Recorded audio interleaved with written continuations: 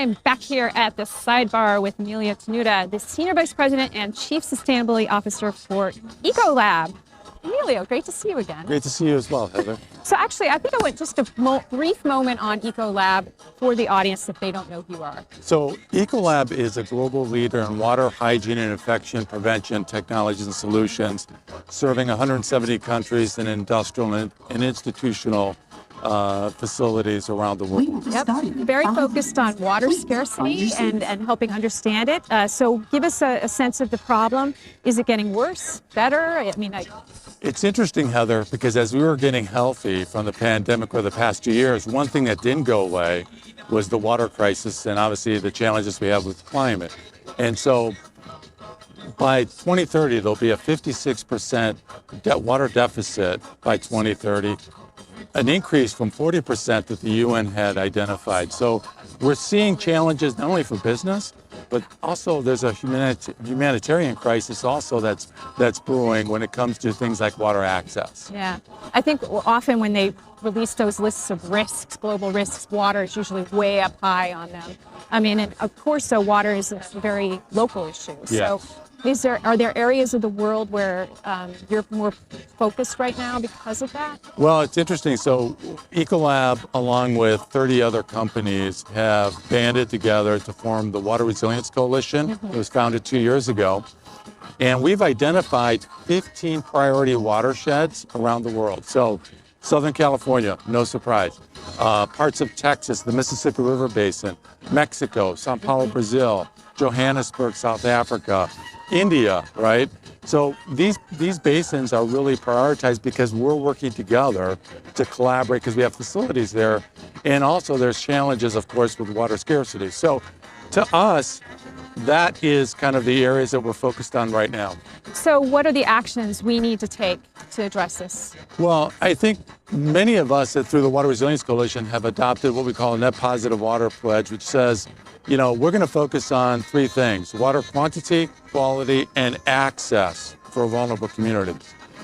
And so to us, that means doing more in the watershed and contributing more than we're taking from it, essentially. And so access today, I wanted to share that we have some exciting news that we're working with organizations, water.org and Water Equity and others, to really drive a different mindset in terms of how we help organizations really solve the WASH challenge, which stands for water and sanitation and hygiene. Yes. And really the access that we need to get basic water needs to the vulnerable communities around the world. So when you talk about replenishment, what does that mean? So replenishment is a strategy that companies have taken because if you think about it, we all have conservation goals, reducing demand of water coming into our facilities. But we know that's not enough. We also have to be able to increase supply in the watershed. And so we developed water restoration projects with the likes of the Nature Conservancy, WWF and others to really drive restoration and quality and water benefits back to the watershed. You mentioned a couple of charities before, nonprofit organizations that are helping.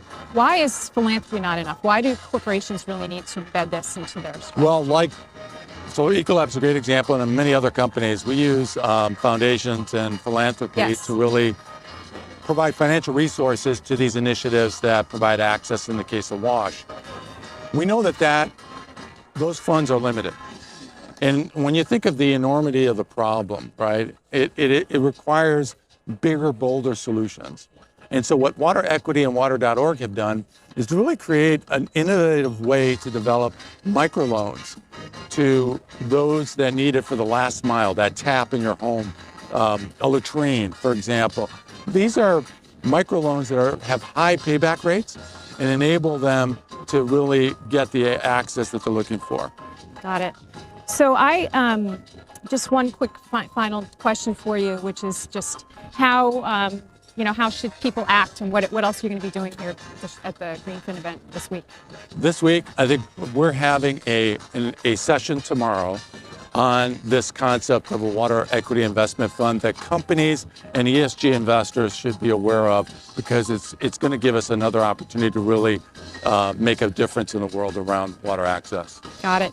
So thank you, Emilio, for joining us here at Sidebar. I really appreciate it. Thanks, Heather.